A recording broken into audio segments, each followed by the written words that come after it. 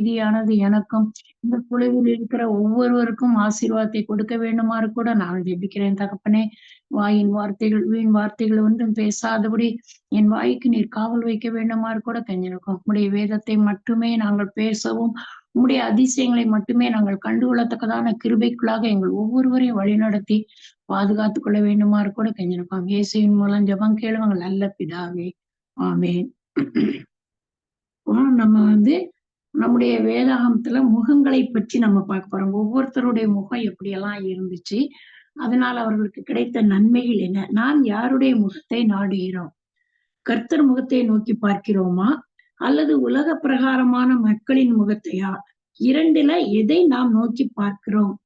நாம் அதை எப்படி பார்க்கிறோம் என்பவர்களாக இருக்கிறோம். பாருங்க, இதில் வாழ்க்கையில் ஏற்படும் துன்பங்கள், துயரங்கள், பொல்லாப்புகள், நோய்களோ தாக்கும் பொழுது நாம் என்ன செய்யறோம்னா, மனிதர்களின் முகத்தை தேடி போறோம். ஒரு மருத்துவரையோ அல்லது ஒரு நல்ல ஆலோசனை சொல்லக்கூடியவங்களையோ நாம் தேடி போறோம். இவற்றினால் நமக்கு என்ன நன்மை கிடைக்கும்னு பார்த்தோம்னா, ஆண்டவரின் முகத்தை நோக்கும் போதுதான் நமக்கு நன்மை கிடைக்கும். எல்லா தேவைகளையும் சந்திக்கப்படும். ஆனால் மனுஷனுக்கு செம்மையாய் தோன்றுகிற வழிகளுக்கு நம்ம போகும்போது அதன் முடிவு எப்படி இருக்குமா? மரண வழிகளாக இருக்கும். கர்த்தருக்கு நாம் பயப்படும் போதுதான் எப்படி இருக்கலாம்? ஞானம் நம்முடைய வாழ்க்கையில கிடக்கும். அப்ப நமக்கு என்ன இன்னல்களோ, துன்பங்களோ, சோர்வுகளோ வந்தாலும் உலகத்தின் மக்களை நம்ம நாடி போகாதபடிக்கு தேவனை நம்ம நோக்கி பார்க்கும்போது அந்த பாடுகளில் இருந்தும் நம்ம என்ன செய்வோமா? மேன்மை அடைவோம். அப்ப நம்முடைய முகம் யாரை நோக்கி போகணும்னா, கர்த்தரை தேடியே போக வேண்டும். நம்முடைய வேதாந்தத்துல கர்த்தரை தேடி மேன்மை அடைந்த முகங்களை பற்றி இப்ப நம்ம பார்க்கலாம். நாம் ஒவ்வொருவரும் ஆண்டவருடைய கிருபையை பெற நம்ம என்ன செய்யணும்னா, அதிகாலையில் அவர் சமூகம் முன்பு காத்திருக்க வேண்டும். அப்ப நம்ம அவருடைய சமூகத்துல முன்பாக காத்திருக்கும் போது காலை தோறும் அவருடைய கிருபை எப்படி இருக்குதுன்னா புதிதாய் இருக்கிறது. அவருடைய இரக்கங்கள் நம்முடைய வாழ்க்கையில அளவற்றதாய் காணப்படுகிறது என்பதை நாம் அறிகிறோம். இப்போ நம்ம மோசேயின் முகத்தை பத்தி நம்ம பார்க்கலாம். மோசே பார்வோனுடைய அரண்மனையில வாழ்கிறான். ஆனா அவன் அந்த உலக வாழ்க்கையை விரும்பல. ஆனா தேவன் அவரை தாயின் கருவிலேயே தெரிந்து கொள்றாரு. இஸ்ரவேல் மக்களை வழிநடத்துவதற்காக அவரை தெரிந்து கொள்றாரு.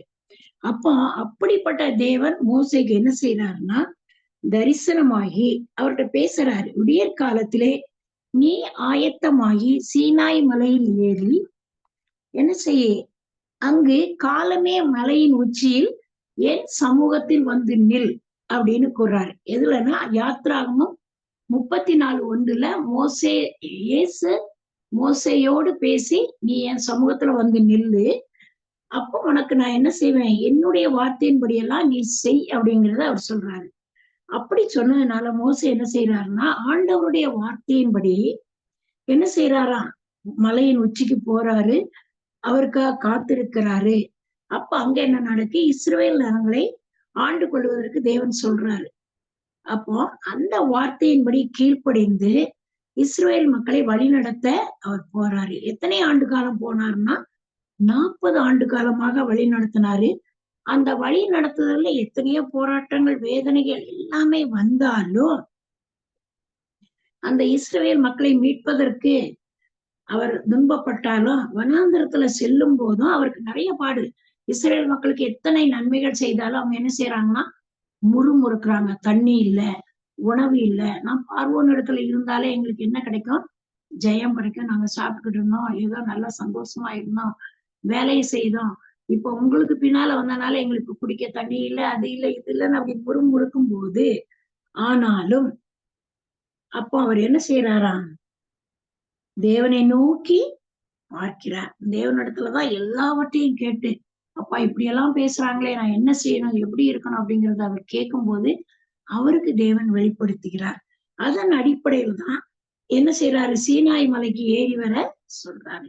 அந்த நேரத்துல யாத்ராகமம் 34:30-35 அதன்படி சீனாய் மலையில ஏறி ஆண்டவரின் சமூகத்திலிருந்து 10 கற்பனைகளை பெற்று திரும்பி வரும்போது என்ன நடக்குதுன்னா, ஆரோனும் இஸ்ரவேல் புத்திரன் போய் ஒரு தேவன்கிட்ட பேசி அந்த சீனாய் மலையில இருந்து 10 கற்பனைகளை அவர் வாங்கிட்டு வர்றாரு. அது வரைக்கும் கூட இஸ்ரவேல் மக்களுக்கு என்ன இல்ல, பொறுமை இல்ல. அப்போ ஆரோனும் இஸ்ரேல் புத்திரர் எல்லாரும் மோசையை பார்க்கும்போது அவனுடைய முகம் எப்படி இருந்துச்சான்? பிரகாசமாக இருந்துச்சு. அந்த மலையில இருந்து இறங்கி வரும்போது, தேவனிடத்துல பேசிவிட்டு வரும்போது அவருடைய முகம் பிரகாசமா இருப்பதை கண்டு அவருக்கு பக்கத்துல போக கூட பயந்தாங்க. அப்ப தேவனுடைய பிள்ளைகளுடைய முகம் எப்படி இருக்கும்னா, தேவனை தேடுகிற ஊழியக்காரங்களுடைய முகங்களையும் நம்ம பார்க்கும்போது நமக்கு தெரியும். அவங்களுக்கு ஆவியின் அபிஷேகம் கிடைத்து அவங்க நல்ல வல்லமையான செய்திகளை கொடுக்கும்போது அவங்க முகம் நம்முடைய முகத்தை காட்டில அவங்க முகம் வேறுபட்ட பிரகாசம் அவர்களிடத்தில் இருப்பதை நம்ம காணலாம். அப்படியாக மோசே ஆண்டவரை நோக்கி பார்க்கும் பொழுது அவரிடம் கிட்டி சேரும் பொழுதும் அவருடைய முகம் என்ன ஆச்சான்? பிரகாசம் அடைந்தது. தூங்கிக்கிட்டு இருக்க மாதிரி இல்ல, டல்லா இல்ல, வேதனையில இருக்க மாதிரி இல்ல. அவருடைய முகம் எப்படி இருந்துச்சா? அப்படியே பிரைட்டா 1000 வாட்ஸ் பல்பு மாதிரி இருந்ததாக வேதத்துல சொல்லப்படுகிறது. இவருடைய முகம் இப்படி இருந்துச்சு. ஆனா எப்பவும் அவர் தேவனை நோக்கி பார்த்தார். அப்ப நம்முடைய வாழ்க்கையில நாமும் தேவனை நோக்கி பார்க்கும் போது நிச்சயமா நம்முடைய முகங்களும் மற்றவர்களுக்கு முன்பாக பிரகாசிப்பதை நாம் காணலாம். ஆமா. அடுத்து தானியேலின் முகத்தை எடுத்துக்கங்க. தானியேலின் முகம் எப்படி இருந்துச்சுன்னா, தரியு ராஜா ஒரு கட்டளை கொடுக்கிறாரு. ஏன்னா தானியேலை எப்படியாவது மடங்கடிக்கணும்னு தரியு ராஜாவின் கீழே இருந்த அதிகாரிகள் எல்லாருமே தானியேலை எப்படியாவது துன்பத்துக்குள்ள ஆழ்த்தணும்னு நினைச்சு அவர்கிட்ட ஒரு கட்டளையை வாங்குறாரு. ராஜாவே, உண்மை தவிர தேவர்களை சேவிக்க கூடாது அப்படின்னு கேக்குறாங்க. உடனே சரின்னு ஒப்புக்கொள்றாரு. அந்த கட்டளையானது என்ன செய்யுச்சு? வெளியிடப்பட்டது. ஆனாலும் தானியேல் என்ன செய்யலன்னா, தன்னுடைய வீட்டுக்குள்ள போய் அவர் என்ன செய்யறாராம்? 3 வேளையும் எருசலேமுக்கு நேராக தன்னுடைய பலகணிகளை திறந்து முழங்காற்படியிட்டு ஜெபம் பண்ணி ஸ்தோத்திரம் செலுத்தினார். இத நம்ம எங்க பாக்குறோம்னா தானியேல் 6:10 இவ்வாறு தானியேல் தேவனுடைய முகத்தை தேடினபடியால் அவன் என்ன செய்யறான்? ராஜா தானே கட்டளையிட்டாரு, அதுக்காக உலகத்தின் மனுஷனுக்கு நான் ஏன் பயப்படணும்?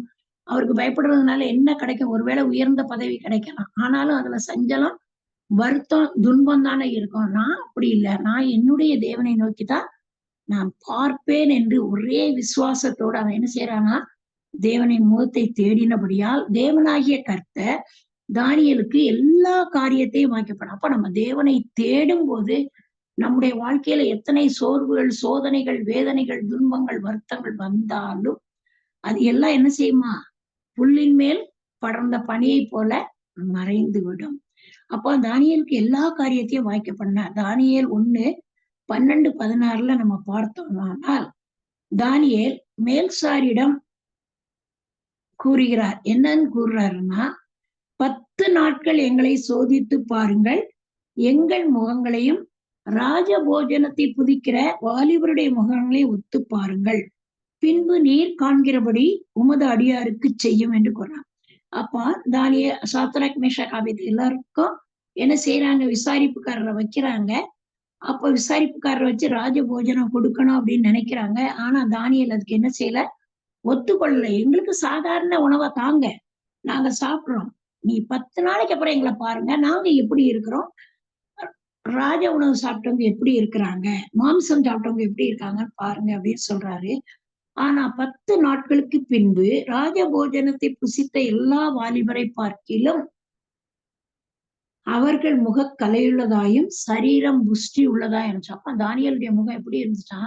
சாதாரண மரக்கறி தான் சாப்பிட்டாரு, சத்துள்ள ஆகாரம்னு சொல்ல முடியாது, மரக்கறி சாப்பிட்டாரு. ஆனாலும் இவருடைய முகம் எப்படி இருந்துச்சா? கலையுள்ளதாயும் சரீரம் புஷ்டி உள்ளதாயும் காணப்பட்டது. அப்ப நம்முடைய வாழ்க்கையில நாமும் தானியேலை போன்ற அவன் எதனால அப்படி ஆனா அப்படின்னா, மெயின் என்ன அப்படின்னா, அவன் தேவனை தேடுகிறவனா இருந்தான். காலை, மதியம், மாலை ஆகிய 3 வேளைகளிலும் அவன் என்ன செய்யறான்? தேவனை நோக்கி பார்க்கிற ஒரு மகனாக இருந்தான். அப்படி இருந்ததுனாலதான் அவனுடைய வாழ்க்கையில என்ன இடர்பாடுகள் வந்தாலும், துன்பங்கள் வந்தாலும் அவனை ஒண்ணும் செய்யல. தானியேலை சிங்க கெபில போட்டா கூட அவனை என்ன செய்யல? சிங்கங்களின் வாயை தேவன் என்ன செய்தாரு? கட்டி போட்டார். அப்புறம் தரியு ராஜாவே போய் கேட்கிறாரு, நீ ஆராதிக்கிற தேவன் தான் ஜீவன் உள்ள தேவன், உன்னுடைய தேவனை தான் எல்லாரும் வழிபடணும்னு ஒரு கட்டளையை கூட போடுறாரு. அப்போ நாம் தேவனை தேடும் போது இந்த இந்தியா தேசம் கூட மாற்றப்படலாம், கண்டிப்பா மாற்றப்படும். இந்திய மக்கள் மாறுவார்கள் என்ற நம்பிக்கை நமக்கு ஒரு வேணும். அதனால நம்ம என்ன செய்யணுமா, எப்பவும் தேவனை துதித்து கொண்டு தேவனோடு உறவாடி கொண்டே தானியேலை போல நாம் இருக்குமானால் நம்முடைய வாழ்க்கையிலும் நம்முடைய முகங்கள் பிரகாசமுடையதாய் காணப்படும். அடுத்து யாக்கோபின் முகத்தை எடுத்துக்கங்க. நம்முடைய முற்பிதாக்களில் ஒருவர் தான் யாக்கோபு. ஆதியாகமம் 31:3 கர்த்தர் சொல்றார், யாக்கோபை நோக்கி, உன் பிதாக்களுடைய தேசத்திற்கும் உன் இனத்தாரிடத்திற்கும் திரும்பி போ, நான் உன்னோட கூட இருப்பேன் அப்படின்னு சொல்றாரு. ஏன் அவர் யாக்கோபு என்ன செய்தான், தன்னுடைய சகோதரனை ஏமாத்தி தன்னுடைய தகப்பனை ஏமாத்தி ஆசீர்வாதங்களை பெற்றுக்கொண்டான். பெற்றுக்கொண்டாலும் தன்னுடைய தகப்பனுடைய தாயினுடைய கட்டளைக்கு கீழ்ப்படிந்து தன்னுடைய மாமன் வீட்டுக்கு அவன் போயிடுறான். போய் அங்க அவருக்கு உண்மையாய் உழைத்து அவன் என்ன செய்யறான், ஒரு மேன்மையான இடத்தை அடையிறான். ஆனா ஏசா அப்படி இல்லை. அந்த இடத்துல ஏசா என்ன செய்யறான், தகப்பன் நமக்கு இதை கொடுத்துட்டாரு, நமக்கு ஆசீர்வாதத்தை கொடுக்கலங்கிறதுனால அவன் என்ன செய்யறான், தகப்பனுடைய கட்டளைக்கு அவன் கீழ்ப்படியல. தகப்பன் விரும்பாத ஜனங்களுடையில போய் பெண் எடுத்து அவன் தன்னுடைய வாழ்க்கையை நடத்தினான். அதனால அவன் கடைசி வரைக்கும் எவ்வளவுதான் முயற்சி எடுத்தாலும் அந்த ஆசீர்வாதங்களை அவனால பெற்றுக்கொள்ள முடியவில்லை என்பதாக நம்ம வாசிக்கிறோம்.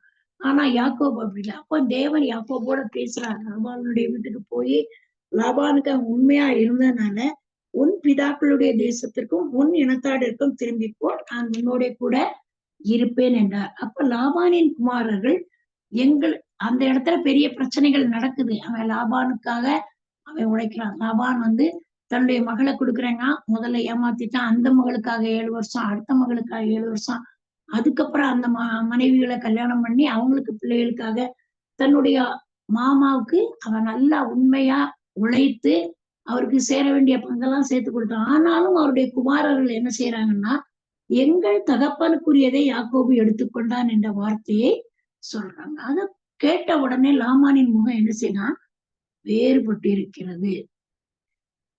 அப்போ யாக்கோபு அதை பாக்குறான், லாபானின் முகம் வேறுபட்டிருப்பது. இப்ப நம்மளை குறித்து ஒருத்தர் தப்பா சொன்னாங்க, நீங்க வேலையில இருக்கும்போது நல்ல காரியங்களை செய்றீங்க, ஒரு அதிகாரி நம்மளை முக்கியமையா பேசும்போது வேலை செய்யாம சோம்பேறியா இருக்கவங்களுக்கு என்ன செய்யுமா, முகம் மாறுபடும். இவ்வளவு மட்டும் புகழ்ந்து பேசுறாங்களே, நம்மள பேசலையே அப்படிங்கிற ஒரு தோற்றம் வரும். அப்படிப்பட்ட ஒரு நிலை லாபானுக்கு தோணுது. அப்போ நம்மளை ஏமாத்துறானோ நம்முடைய மருமகன் அப்படின்னு அவன் நினைக்கிறான். இதை யார் பாக்குறா, யாக்கோபு பாக்குறான். யாக்கோபு பார்த்த உடனே அவன் யோசிக்கிறான், நம்ம இவ்வளவு உண்மையா இருந்தோம், நம்மளை இப்படியாக இவர் நினைக்கிறாரு. அப்போ நம்ம என்ன செய்யணும், தேவன் நமக்கு கட்டளையிடப்படி நம்ம செய்யணும் அப்படின்னு நினைச்சிட்டு யாக்கோபு அந்த இடத்துல தேவனை நோக்கி பார்க்கிறான். நான் செய்தது சரிதான்ப்பா, நீங்க பாருங்க அப்படின்னு சொல்லிட்டு தேவனை முகமாய் அவன் சொல்லிட்டு அவன் என்ன செய்யறான், கிளம்பி தன்னுடைய தகப்பன் வீட்டுக்கு கிளம்பி போறான். போகிற வழியில அவன் இருட்டு வேளையில படுத்திருக்கிறான். படுத்து நித்திரை பண்ணும்போது தூதர்கள் மேலையும் கீழே வர்றதை பாக்குறான். அப்போ தேவன் அவருக்கு தரிசனம் ஆகுறாரு. 32:30 நம்ம பார்க்கிறோம். ஆதியாகமம் 32:30 அந்த சம்பவத்தை நம்ம பாக்குறோம். அவன் என்ன செய்யறான், அந்த நேரத்துல தேவன் என்ன, அப்ப முகமாக தேவனை அவன் காண்றான்.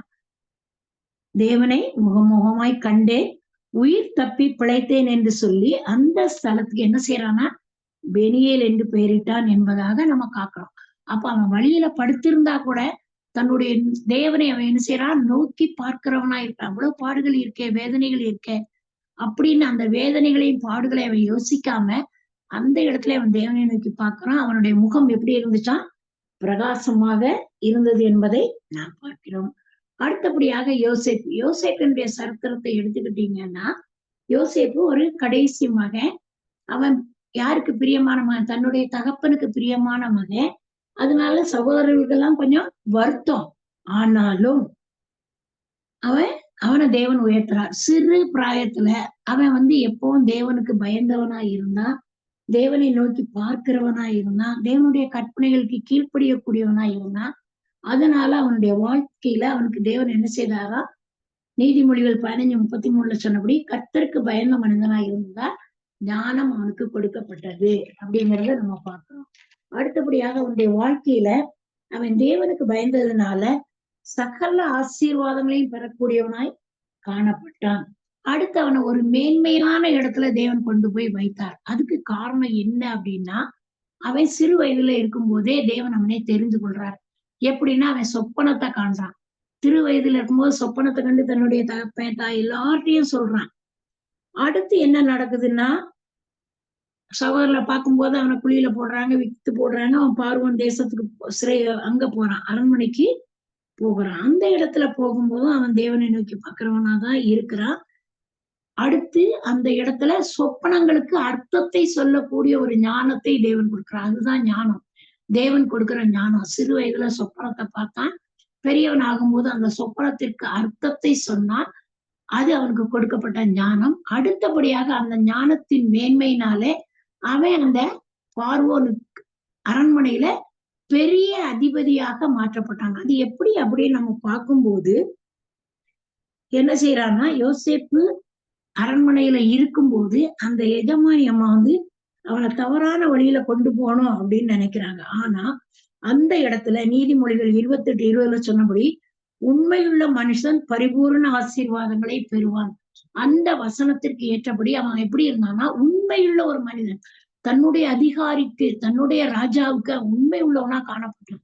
அவங்க எவ்வளவோ நினைச்சாலும் ஒத்து வரல. இந்த அரண்மனையில எனக்கு உங்களை தவிர என்ன செய்திருக்காரு ராஜா, எல்லா காரியங்களையும் கொடுத்திருக்கிறார், எனக்கு அது போதும், இந்த பாவத்துல நான் விழ மாட்டேன் அப்படின்னு அவன் ஸ்டபனா இருக்கான்.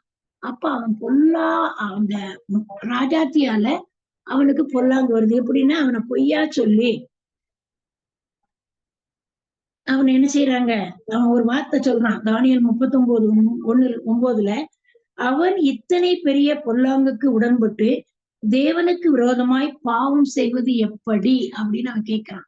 அதனால அந்த அம்மாவுக்கு ரொம்ப கோவம் தேவையில்லாத வார்த்தையை ராஜா கிட்ட சொல்லி அவனை சிறைச்சாலையில் அடைக்க போறாங்க. ஆனா அங்க போனாலும் சிறைச்சாலையின் அதிகாரி கைக்குள்ள அவனுக்கு என்ன கிடைச்சதா, என்ன பண்ணுச்சு, ஒரு பெரிய பதவி கிடைச்சது. நீ இவங்களெல்லாம் பார்த்துக்கொள்ளு அப்படின்னு அந்த அதிகாரி உனக்கு சொல்றாரு. அதே மாதிரி இதனால யோசிப்பு எப்படி இருந்தானா, அதுக்கு பிறகு என்ன நடக்குதுன்னா, பானபத்திரக்காரர் சுயம்பாகி எல்லாரும் சொப்பனம் காண்றாங்க. அந்த சொப்பனத்துக்கு அர்த்தத்தை சொல்றான். அதன்படி நடக்குது. பானபாத்திரக்காரன் ராஜா அரண்மனையில இருக்கிறான். அடுத்து என்ன நடக்குன்னா, இவன் சொல்றான், நீ அங்க போய் இருக்கும்போது என்னை நினைத்துக்கொள் அப்படின்னு சொல்றான். ஆனா நினைக்கல. 2 வருடம் கழித்து ராஜாவுக்கு சொப்பனம் கிடைக்குது. அந்த சொப்பனத்துக்கு அர்த்தத்தை யாராலையும் சொல்ல முடியல. அப்போ பானபாத்திரக்காரன் தன்னுடைய தவறை உணர்ந்து யோசேப்ப கூப்பிடுறாங்க. அந்த இடத்துல அவன் அர்த்தம் சொல்லும் போது அவன் பெரிய அதிகாரியாக மாற்றப்படுகிறான். 7 வருஷம் பஞ்சம், 7 வருஷம் செழிப்பு என்பதை சொன்ன உடனே அவன் ஞானமா ஆலோசனை சொல்றான். செழிப்பான வருஷங்கள்ல நம்ம தானியங்களை சேர்த்து வைப்போம், பஞ்ச காலங்கள்ல உதவி செய்வோம்னு சொல்லும் போது இவன் தான் உண்மையானவன், இவனுக்கு தான் கடவுள் ஞானம் கொடுத்திருக்காரு, இவன் அதிகாரியை வைக்கிறாரு.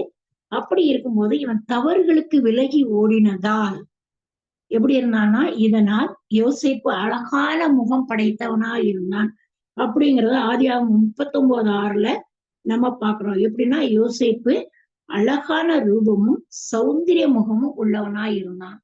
அப்ப தேவன் தெரிந்து கொண்ட பாத்திரத்துல நம்ம இருக்கும்போது நம்ம எப்படின்னா அவருக்கு பயப்படணும், கீழ்ப்படியணும். அப்ப நம்ம என்ன செய்வாரா, உயர்த்துகிற தேவரா இருக்கிறார். கர்த்தருக்கு முன்பாக நாம் என்ன செய்யணுமா, யாக்கோபு 4:10 சொல்லப்படுது, கர்த்தருக்கு முன்பு நாம் எப்படி இருக்கணுமா, முன்பாக தாழ்மைப்படுத்துங்கள், அப்பொழுது அவர் உங்களை உயர்த்துவார். அப்ப நம்ம மேன்மையா பேசக்கூடாது. நான் தான் எல்லா காரியத்துக்கும், நான் தான், எனக்கு வேலை கிடைச்சனால்தான் இந்த குடும்பத்தை நான் கட்டி இழுக்கிறேன், நான் இந்த இடத்துல இருக்கிறனாலதான் எனக்கு கீழே இருக்கவங்க எப்படி இருக்காங்க அப்படிங்கிற ஒரு பெருமை நமக்குள்ள இல்லாதபடிக்கு யோசேப்பு எப்படி தாழ்மை உள்ளவனாய் காணப்பட்டானோ அப்படியாக நாம் இருக்கும்போது நம்முடைய வாழ்க்கையிலும் நம்முடைய முகம் எப்படி இருக்குமா, பிரகாசிக்கிற முகமாக நாம் பார்க்கலாம். அனைவரும் நம்ம எப்படிதான் பார்ப்பாங்க. அப்போ வேதத்துல தேவனுடைய முகங்கள் எல்லாரும் பார்த்தோம். ஒரு சிலரை நம்ம பார்த்தோம், என்னன்ற நிறைய பேர் இருக்கிறாங்க. ஆனா அவங்களெல்லாம் பார்க்க டைம் பத்தாது. ஆமா, வேதத்துல நம்ம என்ன செய்யறோம்னா இயேசுவை குறித்து கூட நம்ம பார்க்கிறோம். இயேசுவை குறித்து நம்ம பார்க்கும்போது மத்தேயு 17:2 இயேசுவை சிங்க முகமா காண்கிறாங்க. ஏன் சிங்க முகமா காட்டுறாங்க? சிங்கம் எப்படிப்பட்டது, ஒரு வீரம் உள்ளது. இது அவரை ராஜாதி ராஜாவாக, இயேசுவானவர் நம்ம எல்லாருக்கும் ராஜாதி ராஜா. அப்போ காட்டு விலங்குகளிலே சிங்கம் ராஜாவாய் இருப்பது போல நம்முடைய தேவாதி தேவன் நம்முடைய வாழ்க்கையில அவர் ராஜாதி ராஜாவாக இருக்கிறார் என்பதை குறிக்கிறது. அதே மாதிரி மார்க்குல அவருடைய முகம் எப்படி இருக்குன்னா, எருதுவின் முகம் போல காண்கிறோம். ஏன் எருதுவின் முகம் போல காண்கிறோம்னா, எருதுகள் எப்படின்னா வயல்ல உழுறதுக்கு பாடுபடுங்க, ஏர்ல பூட்டப்படுங்க. அப்போ அதே போல தேவன் எப்படி இருக்காரா, நமக்காக பாடுபடுறாரு.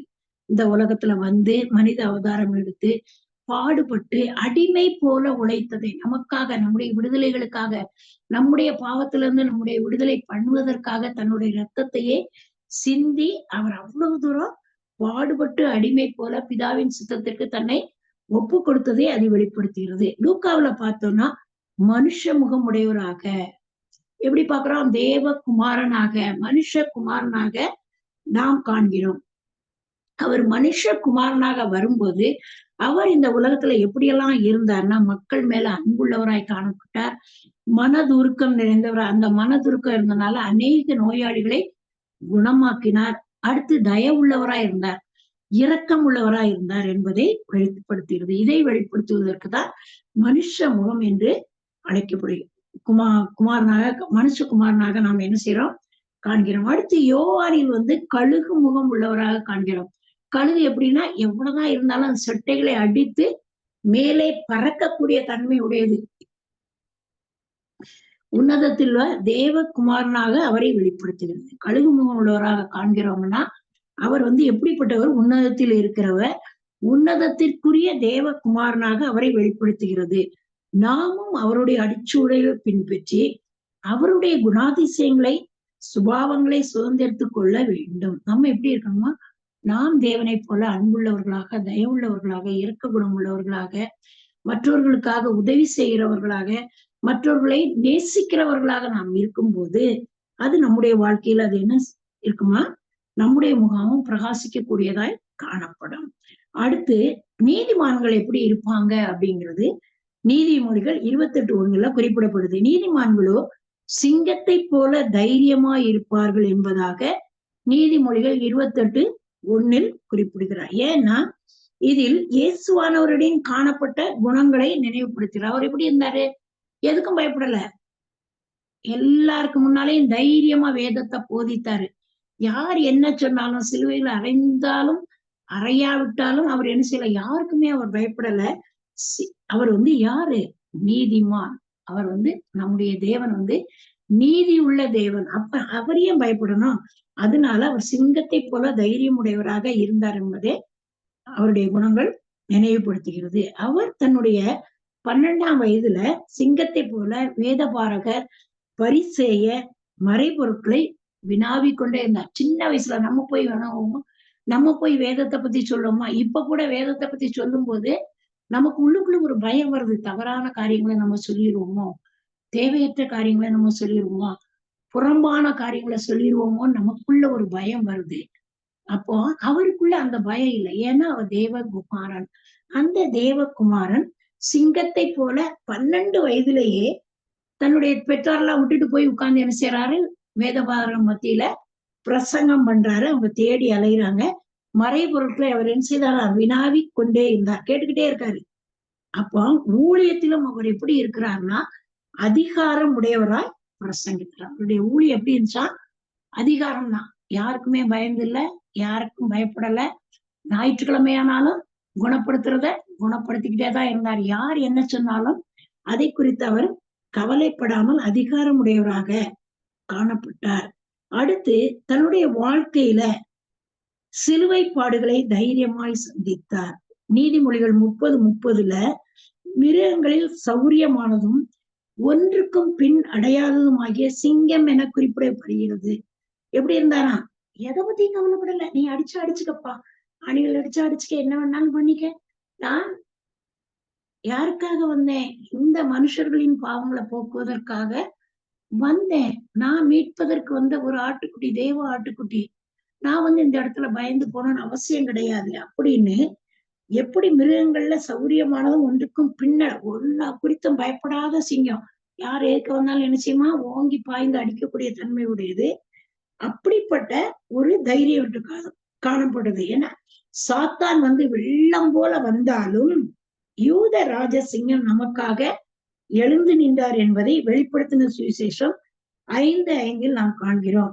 இவர் யூதா கோத்திரத்தின் சிங்கம் என்று அழைக்கப்படுகிறார். நம்முடைய தேவன் யாருன்னா யூதா கோத்திரத்தின் சிங்கமாக நாம் அழைக்கப்படுகிறார். வேதத்துல அவர் யூத ராஜசிங்கம் தான் சொல்றாங்க. ஏன்னா அந்த ராஜசிங்கம் தான் நம்மை மீட்டு ரட்சித்தது என்பதை நாம் அறிகிறோம். அடுத்து இன்னும் முகத்தை பற்றிய சில கருத்துகள் இருக்கு. லேவியராகமும் 19:32 நாம் எப்படி இருக்கணும்? நரைத்தவனுக்கு முன்பாக எழுந்து முதிர் வயதுள்ளவன் முகத்தை கனம் பண்ணி உன் தேவனாகிய கர்த்தருக்கு பயப்படுவாயாக. நான் கர்த்தர் என்ன சொல்றாருன்னா நாம் எப்படி இருக்கணும் இந்த உலகத்துலன்னா, நம்மை காட்டிலும் பெரியவர்களுக்கு, முதிர் வயது உள்ளவர்களுக்கு நாம் என்ன செய்யணுமா? கனம் பண்ணணும், அவங்கள மதிக்கணும், ஓயா வாயான்னு பேசக்கூடாது, அவங்களுக்கு ஒரு மரியாதை கொடுக்கணும்.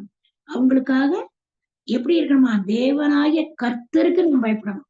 தேவனாகிய கர்த்தருக்கு நாம் பயப்படும் போதுதான் இப்படிப்பட்ட காரியங்கள் நம்மிடத்துல காணப்படும் அப்படிங்கிறத கர்த்தர் சொல்றாரு. அடுத்து எண்ணாகமம் 5:20 என்ன சொல்றாருன்னா, உன் புருஷனுக்கு உட்பட்டு இருக்கிற நீ பிறர் முகம் பாராதிருப்பாயாக. இந்த நாட்கள்ல நிறைய தவறுகள் நடக்குது இல்லையா? கடவுளுடைய வருகை நாட்கள்ல பெண்களானாலும் சரி, ஆண்களானாலும் சரி, தவறான காரியங்கள்ல ஈடுபடுறாங்க. தன்னுடைய கணவனை விட்டுட்டு இன்னொரு இடத்துக்கு போறாங்க, தங்களுடைய பிள்ளைகளை விட்டுறாங்க, தங்களுடைய பிள்ளைகளை கொலை செய்யறாங்க. ஆனா இந்த எண்ணாகமம் 5:20 என்ன சொல்றாரு? உன் புருஷனுக்கு, உனக்கு நியமிக்கப்பட்ட அந்த புருஷனுக்கு உட்பட்டு இருக்கிற நீ என்ன செய்யக்கூடாது? பிறர் முகத்தை பார்க்க கூடாது, பாவமான காரியங்களில் ஈடுபடக்கூடாது. அப்படி நீ செய்தால் உன்னுடைய இடுப்பு முறிக்கப்படும் என்பதே அவர் கொடுத்திருக்கிறார். அப்ப நம்ம பிறருடைய முகங்களை பொருளாசையால லஞ்சம் வாங்குறதையோ இதெல்லாம் நம்ம விரும்பாம கடவுளுக்கு பயந்து நம்ம நடக்கும் போதுதான் நம்முடைய வாழ்க்கை ஆசீர்வாதமா இருக்கும். நம்ம அதை விட்டுட்டு வேற வழியில போனா நாம் என்ன செய்வோம்? கடவுளால தண்டிக்கப்படுவோம், அது நிச்சயம். அடுத்து உபாகமம் 1:17 நியாயத்திலே முகத்தாட்சிணியம் பாராமல் பெரியவனுக்கு செவி கொடுப்பது போல சிறியவனுக்கும் செவி கொடுக்க கடவீர்கள், மனிதன் முகத்திற்கு பயப்படீர்களாக. நம்ம என்ன செய்யக்கூடாதான்? மக்களுடைய முகத்துக்கு பயப்படாது. நிறைய இடங்கள்ல என்ன செய்யறாங்க? லஞ்சத்தை கொடுத்தாதான் அவனுக்கு ஒரு நல்ல அவன் கொலையே பண்ணியிருப்பான், அவன் நிறைய லஞ்சம் கொடுத்துட்டான்னு அவன் கொலை பண்ணலன்னு கொலை பண்ணாத ஒரு அப்பாவிய கொண்டு போய் ஜெயில அடைக்கிறாங்க. அது நியாயமா? அது நியாயம் கிடையாது. அதத்தான் தேவன் இந்த இடத்துல என்ன சொல்றாருன்னா, அந்த நியாயம் செய்யற இடத்துல முகத்தை பார்க்காத, அவன் ஏழை இவன் பணக்காரன் என்று நீ பார்க்காதபடிக்கு சிறியவனுக்கு நீ என்ன செய்யணுமா? பெரியவனுக்கு கொடுப்பது போல சிறியவனுக்கும் செவி கொடுக்கணும், மனிதன் முகத்திற்கு பயப்படுவீர்களாக. அதுக்கு ஒரு சின்ன துணுக்கு என்னன்னா, நான் ஒரு இதுல படிச்சேன். எப்படின்னா, ஒரு குடும்பத்துல கணவன் மனைவி இருக்கிறாங்க, 2 பேரும் எப்பவும் சண்டை போட்டுக்கிட்டே தான் இருப்பாங்க. ஒரு நாள் அவங்க தனியா என்ன செய்யறாங்க? சரி ஒரு ஜூக்கு போவோம், வெளியில போவோம் போயிருக்காங்க. ஒரு ஜூல போய் சுத்தி பார்த்துட்டு எல்லா மிருகங்களையும் பார்த்துட்டு வரும்போது திசை மாறி விடுறாங்க. அப்போ புருஷன் என்ன செய்யறாரு? ஒரு சிங்க கூட்டுக்குள்ள போய் உட்கார்ந்துக்கிறாரு, மனைவி நம்மளை எப்படியும் தேடுவா அப்படின்னு. அப்ப மனைவி எல்லாம் தேடி வந்து கடைசியில சிங்க கூட்டுக்குள்ள இருக்கிற சிங்கம் இல்ல, அந்த நேரம் வெளியே போயிருக்குது. ஒரு தைரியமா போய் சிங்க கூட்டுக்குள்ள இருக்கிறாரு. இதை பார்த்த மனைவி சொல்றா, ஐயோ அது சிங்க அடைக்கிற இடம், நீ அதை விட்டு வெளியே வாயா, நீ வெளியே வா அப்படிங்கிறார். அப்ப அவன் என்ன நினைக்கிறான்? அப்பா உன் கூட வாழ்றதை விட நான் இந்த சிங்கத்தோட வாழ்ந்துடலாம், நான் உன் கூட வரமாட்டேன் அப்படின்னு அவன் அங்க இருக்கிறான். ஆனா நடந்தது என்ன? அவளுக்கு பயம்தான், ஆனா சிங்கம் என்ன செய்துச்சு? பீறி போட்டது என்பதாக நான் பார்க்கப்போம். அவன் மனுஷருக்கு பயந்து, அந்த இடத்துல அவன் தேவனுக்கு பயந்து வெளியே வந்து அவளை சரிப்படுத்தி இருந்தான்னா அவன் வாழ்க்கை நல்லா இருந்திருப்பான். அவன் அந்த இடத்துக்கு ஒப்பு கொடுக்காம அவன் என்ன செய்தான்? தன்னுடைய சுய புத்தியில சார்ந்து தன்னுடைய வாழ்க்கையே கெடுத்து போட்டாங்கிறத நம்ம பார்க்கிறோம். அப்போ முகத்தை பார்க்க கூடாது. அடுத்து மத்தேயு 5:42 உன்னிடத்தில் கேட்கிறவனுக்கு கொடு, உன்னிடத்தில் கடன் வாங்க விரும்புகிறவனுக்கும் முகம் போனாது. அப்ப நம்ம எப்படி இருக்கணுமா? ஒரு ஏழை நம்மகிட்ட கேட்டா கொடுக்கணும். ஐயோ எப்ப பார்த்தாலும் கேட்கிறானே அப்படின்னு நம்ம முகத்தை சுளிக்க கூடாது அப்படிங்கறத அவர் சொல்றாரு. நீ அதே மாதிரி உபவாசிக்கும் போது மாயக்காரரை போல முகவாடலாய் இராதீர்கள், அவர்கள் தங்கள் பலனை அடைந்து தீர்ந்ததென்று மெய்யாகவே ஒரு சொல்லி. அப்ப நம்முடைய முகம் மாயக்காரரை போல இருக்கக்கூடாது, வாடலாகவும் இருக்க கூடாது. அடுத்து கடன் கொடுக்கிறவங்க ஏழைகளுக்கு கொடுக்கறதுல முகம் கோணக்கூடாது. அடுத்து 1 நாளாகமும் 16:27 என்ன சொல்லுதுன்னா, நம்முடைய முகம் யாரை தேடுகிறது? மெயின் இதுதான். இந்த செய்திக்கு முக்கியமானது இதுதான். நம்முடைய முகம் யாரை தேடுகிறது? மகிமையும் கனமும் அவர் சமூகத்துல இருக்கிறது. வல்லமையும் மகிழ்ச்சியும் அவர் ஸ்தானத்தில் இருக்குது. நாம் ஆண்டவருடைய முகத்தை தேடும் பொழுது இவைகள் எல்லாம் நமக்கு கிடைக்கும். மனுஷரை தேடும்போது இது கிடைக்காது. யாரை தேடும்போது கிடைக்கும்? ஆண்டவரை தேடும்போது மகிமைப்படுத்தப்படுவோம், கனப்படுத்தப்படுவோம், வல்லமை நமக்கு கிடைக்கும், நம்முடைய வாழ்க்கையில மகிழ்ச்சி கிடைக்கும். அப்ப அது யாருடைய ஸ்தலத்துல இருக்கு? தேவனுடைய ஸ்தலத்துல இருக்கு. சங்கீதம் 11:7 கர்த்தர் நீதி உள்ளவர், நீதியின் மேல் பிரியப்படுவார். அவருடைய முகம் யாரை நோக்கி இருக்குன்னா செம்மையானவர்களை. செம்மையானவர்கள்னா என்ன? தீமை செய்யாம நேர்மையான வழியில நடக்கிறவங்களதான் அவருடைய முகம் நோக்கி. அப்ப கடவுளுடைய முகம் கூட யாரை நோக்கி இருக்குன்னா செம்மையானவர்கள் தான் நோக்கி இருக்குது.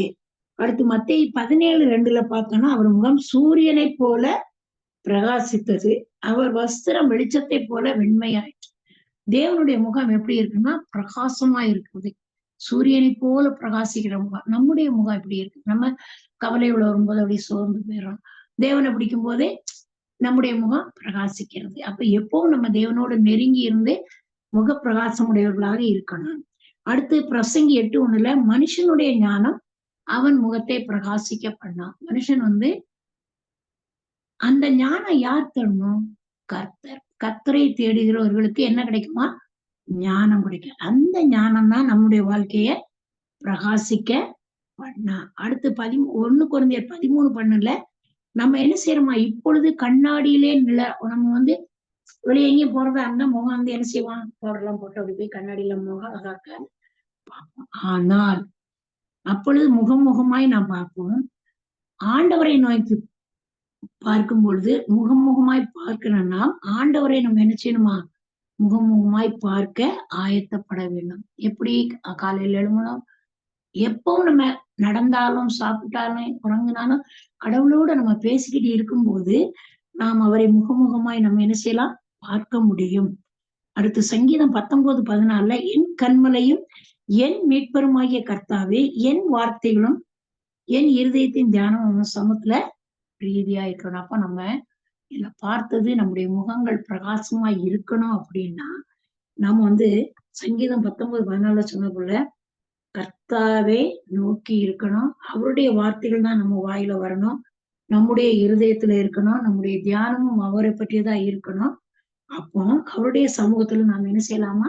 சந்தோஷமாக இருக்க முடியும் என்பதை இந்த முகத்திலிருந்து நாம் கண்டுகொண்டோம் என்று அறியலாம். கர்த்தர் தாமே இந்த வார்த்தைகளை ஆசீர்வதித்து தருவாராக. ஆமென். எங்கள் அன்பின் தகப்பனே, அப்பா, இந்த நாளிலும் நீர் கொடுத்த செய்தி அப்பா நாங்கள் உடைய சன்னிதானத்திலே சமர்ப்பித்தோம் தகப்பனே. நீர் அதற்கு எங்களுக்கு கொடுத்த ஞானத்திற்காக, சுகபல ஜீவனுக்காக உம்மை நன்றியோடு துதிக்கிறோம். உம்முடைய முகம் எங்கள் மேல் பிரகாசித்து இருப்பதற்காக உம்மை நன்றியோடு துதிக்கிறோம். இந்த வேளையிலும் நீர் எங்களோடு இடைப்பட்டதற்காக உம்மை நன்றியோடு துதிக்கிறோம். ஒவ்வொரு நாளும், ஒவ்வொரு நிமிடமும், ஒவ்வொரு இமைப்பொழுதும் நாங்கள் உண்மையே நோக்கி பார்த்து வெற்றியை பெற்றுக்கொள்ள, மகிமையை பெற்றுக்கொள்ள, ஆசீர்வாதங்களை பெற்றுக்கொள்ளத்தக்கதான கிருபைகளாக எங்களை வழிநடத்துங்க. வீணாக மனுஷர்களை நாடி ஓடி எங்களுடைய வாழ்க்கையிலே சஞ்சலங்களையும் வேதனைகளையும் நாங்கள் ஏற்றுக்கொள்ளாதபடி தகப்பனே, நீர் ஒருவர் எங்களை பரிசுத்தப்படுத்தி காத்துக்கொள்ளுங்க.